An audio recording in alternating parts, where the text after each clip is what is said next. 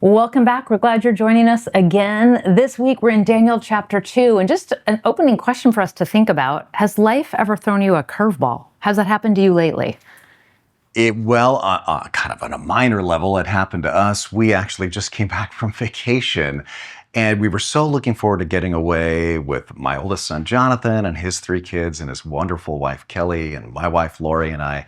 And basically, the day before we left for vacation, my wife had a cold, and she thought, I bet I should check to make sure it's not COVID. Well, it was COVID. So the first several days of the vacation, she doesn't want everybody else to get sick, so she's isolating herself. And then as soon as she recovered from that, 2 of the kids got pink eye. And so during the entire vacation, one of us had a highly contagious disease. That's that's a curveball. Actually, not awesome. No. I had a similar physical thing happen right before the summer. I was at an event for my son, end of school, and fell randomly, broke my arm, but not just broke my arm, requiring surgery and 4 screws in my arm. So welcome to summer with a broken arm and a giant cast, and all that came with that. Was not anticipating that. Yeah. For me, I mean, this has been a season of curveballs. I feel like it's one large curveball, some that I threw. Many folks on here, that recently changed jobs. I was at Twin Lakes and now we're at Vintage, that was a curveball for our family. But in the midst of that, my mom got sick, and soon after that, she passed away suddenly. And yeah, that was hard. That was hard to deal with, and with everything happening, all the changes happening, and our kids, are moving. They're both going into high school and middle school, and we're changing communities, basically. It's just all that. And in the midst of that, my mom passing was really hard. And it was hard to know how to even move forward, because you just kind of get, swept off your feet a little bit. And, Sure. Yeah. Oh, I'm so glad you shared that, though, because I know a lot of people that are joining us in their own small groups are dealing with some really tough stuff. And thanks for your vulnerability about that. And we're here for you. Thank you, guys.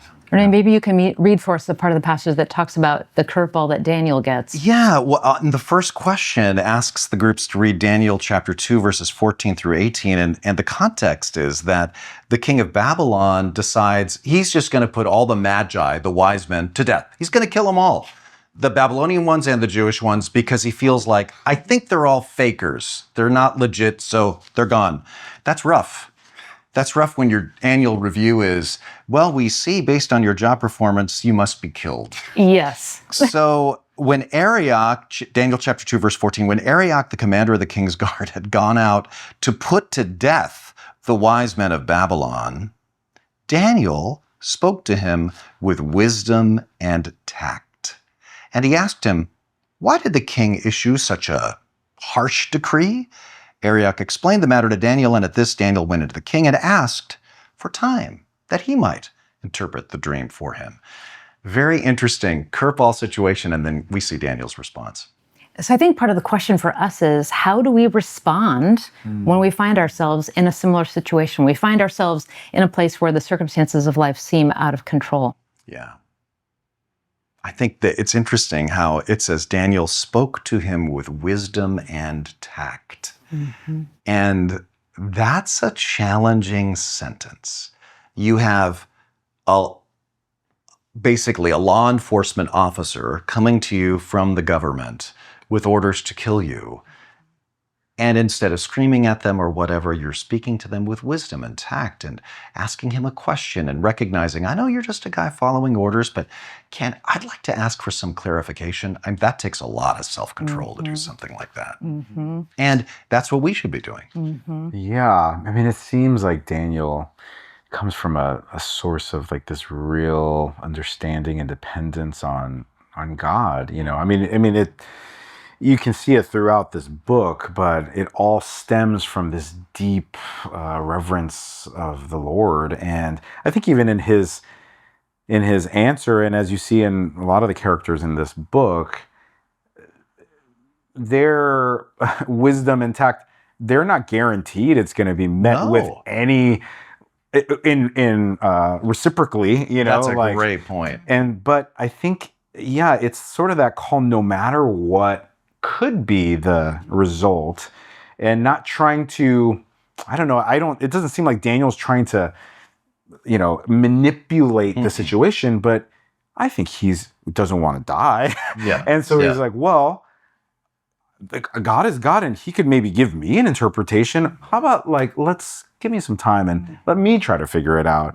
And I think, but that comes from this deep sense of, well, God is God, and he is with me, and he is for me. That's right. So I'm just going to respond the way he'd want me to respond. And whatever happens is up to God, and he's sovereign. Yeah, 100%.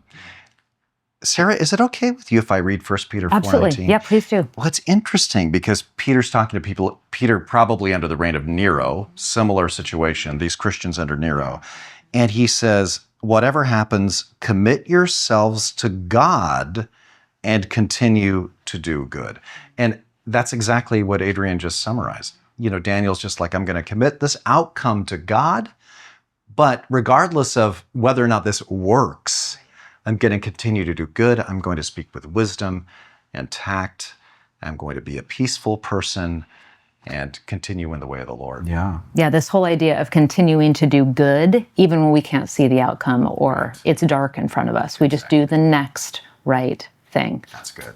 Yeah. I love what you shared something that your parents used to tell you when you and your sister were growing up. Yeah, they would say you can't control your circumstances, but you can always control your response. So their line was, your response is your responsibility.